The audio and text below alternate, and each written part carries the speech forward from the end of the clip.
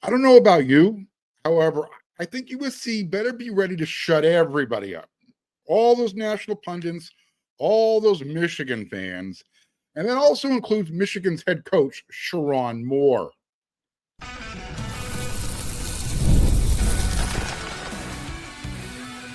You are Locked On USC, your daily podcast on the USC Trojans, part of the Locked On Podcast Network, your team every day.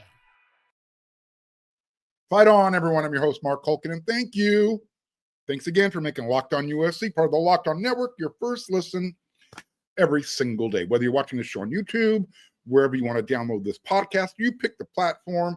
This show's always going to be free. This show is always going to appreciate your support. I'll tell you why Coach Moore needs to shut up and let his team do the talking. I'll do that in the second segment. First, let me get this off my chest. Mea culpa, full confession. I don't watch very many podcasts, and the ones I do watch are usually have to do, credentialed media folks, credentialed media members. I want to get their opinion. Plenty of fans out there with their own content creations and their opinions. I don't need another fan's opinion. I have my own. So I try and get the professionals. Anyways, I don't watch very many, but one I'll watch every now and then is from On3, Andy Staples, Ari Spears. So I was bumping around YouTube, looking for some USC Michigan feedback. I stumbled upon, well, I didn't really stumble. I went and looked at the Locked On Wolverines with Isaiah Hull to get his opinion on what's going on. And I said, you know what? Let's see what Andy and Ari have to say. When I'm not here doing the Locked On USC, part of the Locked On Network, I also work for wearesc.com, part of the On3 network. So those guys are always in my timeline. And if you've listened or watched anything they've ever done, read anything they've ever written, they're anything but a USC honk. In fact, I think both of them are literally waiting to see the bottom fall out. I mean, nothing would probably make them happier than to see Lincoln Riley and USC fail. Andy Staples was literally beside himself when he saw that USC is actually a 2.5-point favorite at home over Michigan. And Ari Wasserman, look, I think he's just a guy who grew up watching USC kind of B-slap around his favorite Big Ten teams. You know what I'm talking about if I use the letter B. But USC, they used to control the Big Ten teams in out-of-conference games. They definitely owned those teams in the Rose Bowl. So I think Ari's just bitter. He's lost a lot of money betting on USC one way or another. But both of these guys, and probably rightfully so for right now, they're questioning USC's toughness. They don't believe in USC. They don't believe in USC because they don't think the Trojans are tough enough. And once they get punched in the mouth, they think that USC folds. Like last year, that game against Michigan in Ann Arbor. USC didn't lose the game because they weren't tough enough, because they got punched in the mouth. They lost that game because of a pick six, and USC did not have the depth on defense, and they wore down. And last year, Michigan up front in the trenches, they were better than USC, period. Bottom line. That was the difference. And I understand where Andy and Ari are coming from, that USC has to prove themselves. They can punch back. But again, that's not really the case. It had nothing to do with being tough. I mean, if USC was a soft team, and I'm using finger quotes, soft team, would Woody Marks last year have quit? He probably would have quit on the play. He wouldn't ran after Kenneth Grant and took the ball back from him after that fumble. That wasn't a soft play. That wasn't USC turning over and quitting. So on yesterday's episode of Locked On USC, I said it would do USC a world of good to beat Michigan playing Michigan style. This is why. This is exactly why. To stop this narrative, this national narrative, where you have guys like Andy and Ari, and if they say it enough, everybody else tends to believe it, especially Michigan fans, or people who are just USC haters in general. Everyone knows that Lincoln Riley's offense is head and shoulders better than Michigan's offense. This shouldn't even be up for discussion. Does Michigan's offense have a chance to be good? Yes, when Bryce Underwood learns how to be a good quarterback. He's a true freshman. He's still learning.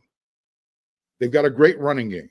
Their wide receivers, we'll see if they're having their coming out party. They found a freshman, Andrew Marsh. There's a reason USC was recruiting him as well. But for the most part, they've been pedestrian this year. So I will say it again. Winning the game is all that matters. Okay?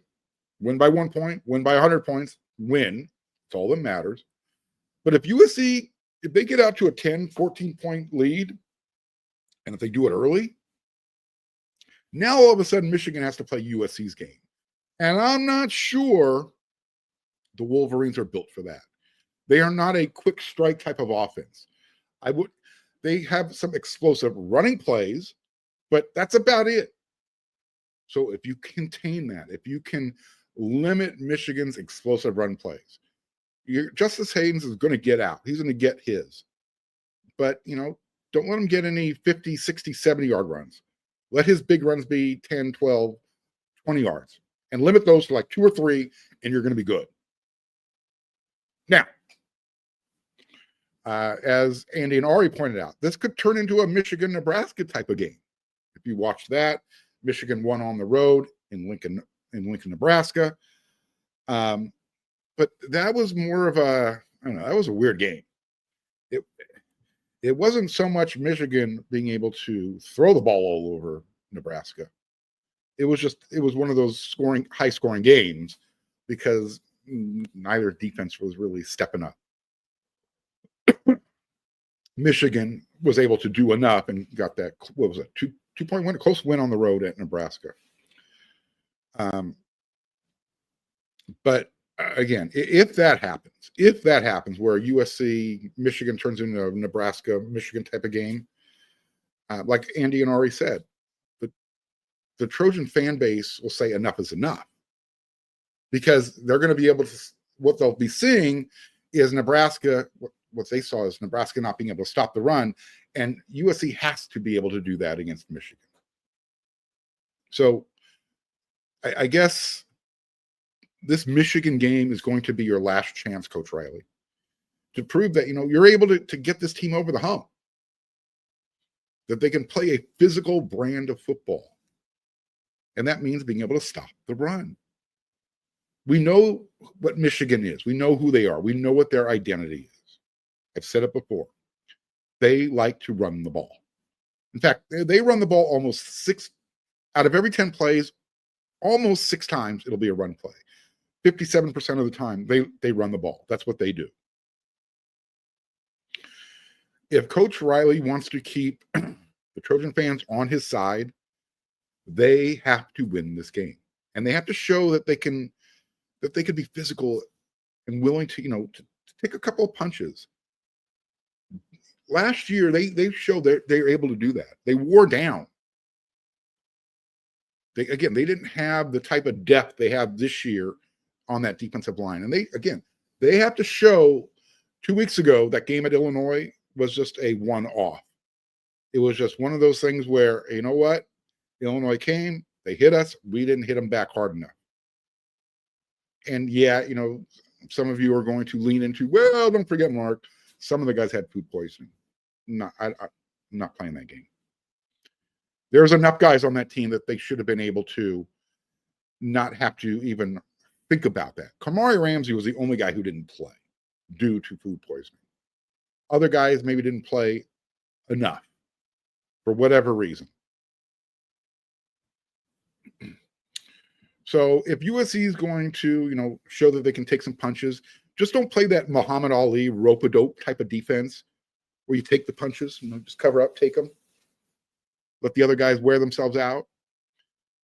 Dan Lynn, he needs to dial something up that confuses Michigan's freshman quarterback, Bryce Underwood. Make him uncomfortable. Also, this would be a great first step, and it'll get a lot of people on Coach Riley's side. Be the first team to hold Justice Haynes under 100 yards. So far, nobody's done that. Not Oklahoma, not Nebraska, nobody else, not Wisconsin. But in order for that to happen, USC has to make sure they are assignment sound.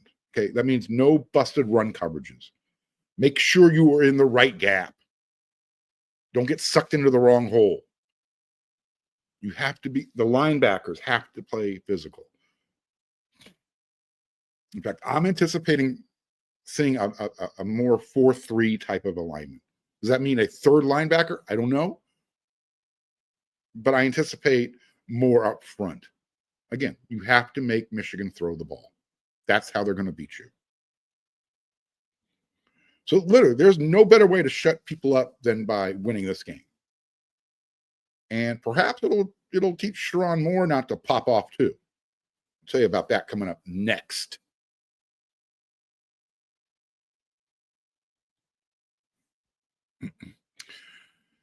Excuse me. Mazda crafts cars for those who do more than simply move. Mazda delivers confidence with every ride, and that's because Mazda has more IIHS Top Safety Pick Plus awards than anyone else. And that stat is good as of August 2025. So pretty recent. You literally can feel the Japanese craftsmanship in every detail, from the metallic accents to available Napa leather upholstery. And here's another great feature and benefit. With all-wheel drive standard on every crossover SUV, you can drive with confidence through almost any season. Like our players, we sweat every detail because when you make every move count, impossible becomes irrelevant. Mazda, move and be moved. Most people, myself probably also, can't name all their financial accounts or even what they're worth. In fact, I don't know what I'm worth. Whether it's their 401ks, properties, investments. When you don't have the full picture, you can end up leaving money on the table. That's why there's Monarch Money. It's an all-in-one personal finance tool that brings your entire financial life together in one clean, easy-to-use interface. You can do it on your laptop, do it on your phone. Monarch does all the heavy lifting for you. You can link all of your accounts in minutes.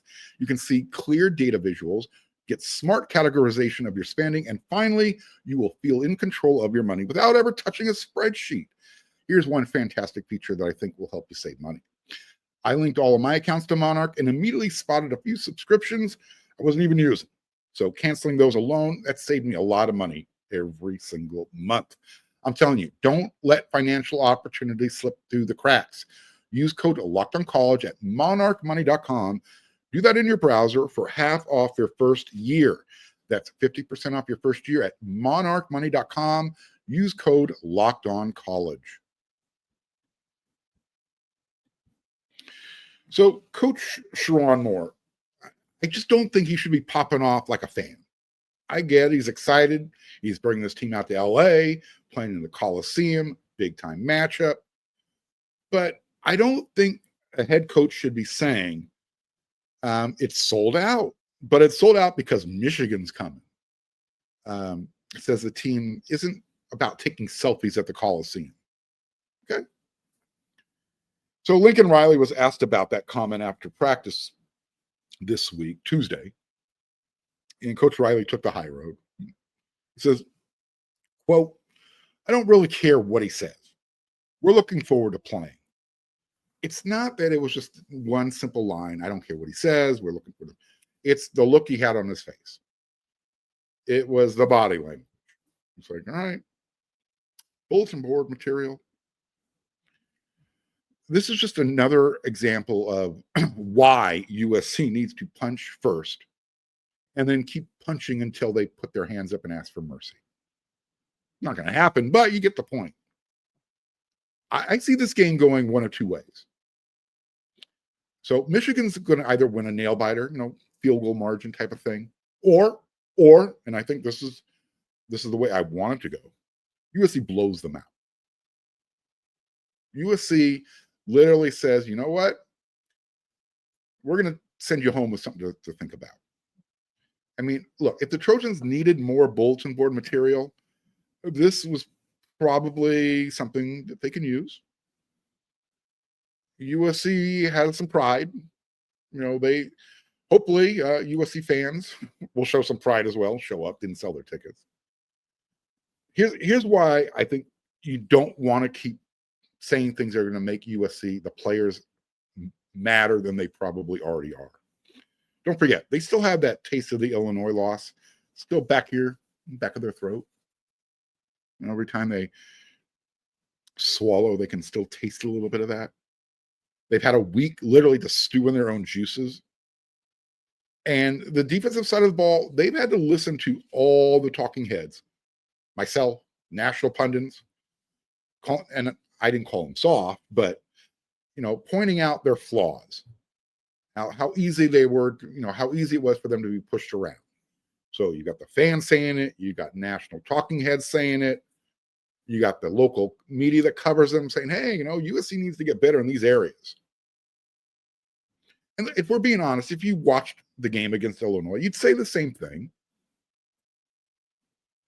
But as far as the whole crowd thing, I said it just a second ago, USC fans, you better not be pulling a UCLA. You better not be selling your tickets for a profit. Because then Sherrone Moore, you're backing him up. So that's got to stop. This is a big game. USC sold out a few games last year. This is the first sellout of the year. Again, it's a marquee game. It's USC's Cardinal and Gold helmet. It's versus the maize and blue winged helmet. It's USC kicking the snot out of Michigan every time they meet in the Rose Bowl. By the way, this is Michigan's first time playing at the Coliseum since 1957. It's been a while. It's been a minute. In other practice news, Elijah Page, he was suited up. Looked like he was a full go for practice. Coach Riley said this after practice. Elijah Page has a chance to play Saturday against Michigan, but it's not a shoo-in, end quote. On yesterday's episode of Locked on USC, I said it's probably 60-40, maybe 70-30 that he'll play. Little Birdie told me he's starting. I don't know if I'm supposed to break that news, but unless he has a setback, Elijah Page is your starter at left tackle. So that's good news. That means he's recovering faster than many had anticipated, myself included. Again, I knew what the injury was. And the fact that it looks like he's going to be ready to play, I don't know how close to 100%, but here's my question. Is Elijah at less than 100% better than Justin Taulua at 100%? So let's say Elijah Page is playing at 85, 90%. Is that still better than Justin at 100%? We're going to find out. Other injury news, Brian Jackson looked like he's starting to get back into the flow of things.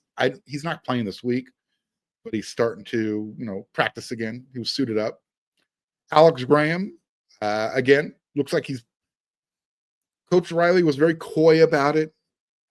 He's definitely got the yellow practice jersey off. He's practicing. I don't know. Maybe the red shirt is coming off as well. We'll see if he plays this week. I think there's a pretty good chance he gets his feet wet against Michigan. I just want to remind everybody, he is a true freshman, okay? Remember that. He's going to get some run.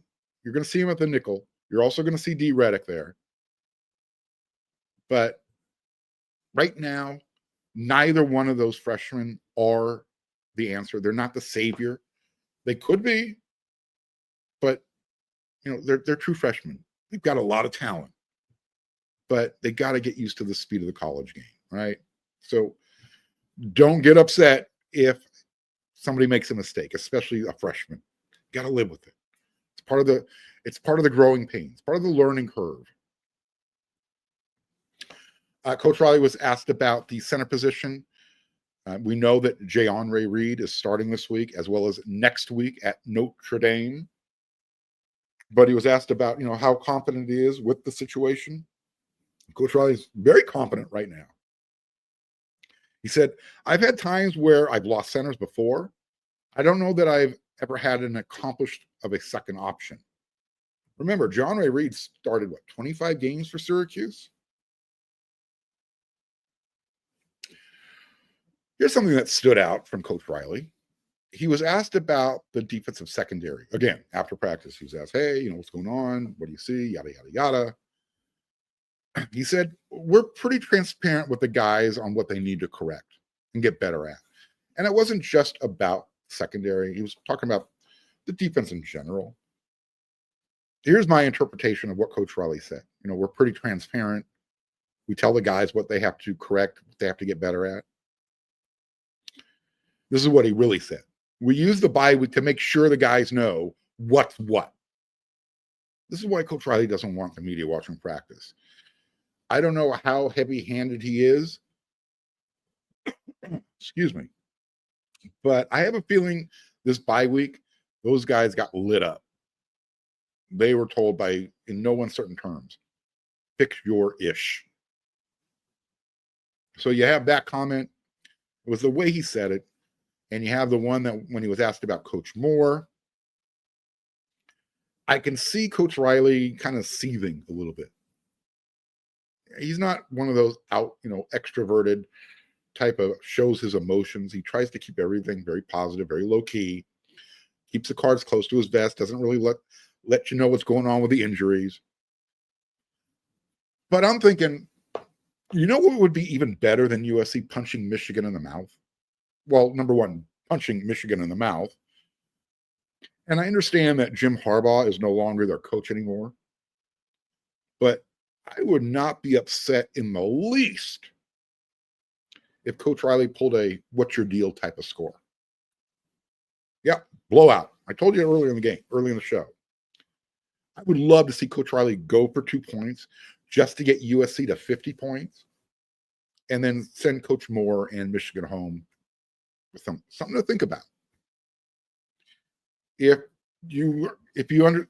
Some of you will understand what's your deal.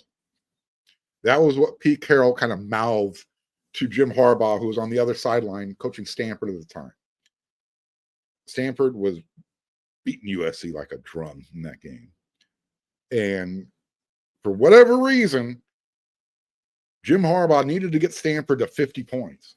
The game was not in doubt. And that pissed off Coach Carroll. There was some steam coming out of his ears during the handshake post-game. So, yeah, I get it. Harbaugh's not there, but I wouldn't mind seeing Coach Riley do one of those. You want to talk before the game? We'll talk during the game. Oh, and by the way, here's your final score. Why not, right? All right, one more segment to go. I'm going to answer some viewer mail, Lou's mailbag, Locked On USC's mailbag. That's coming up next.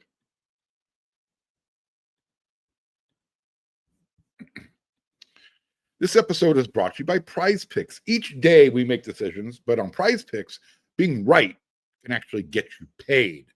Don't miss any of the excitement of this football season with PrizePicks, where it's good to be right. Playing PrizePicks is such a fun and it's such a simple way to add more excitement to football. You just pick more or less on player projections, kind of like, let's use Mekhi Lemon. More or less than 5 receptions against Michigan. You can do that. Maybe you want to take who's going to more or less passing yards. 250 yards for Jaden Mayaba. Those are the types of things. And if you want to do pros, pick your pro players. You're going to love how quick it is to put a lineup together. You can make your lineup in under a minute.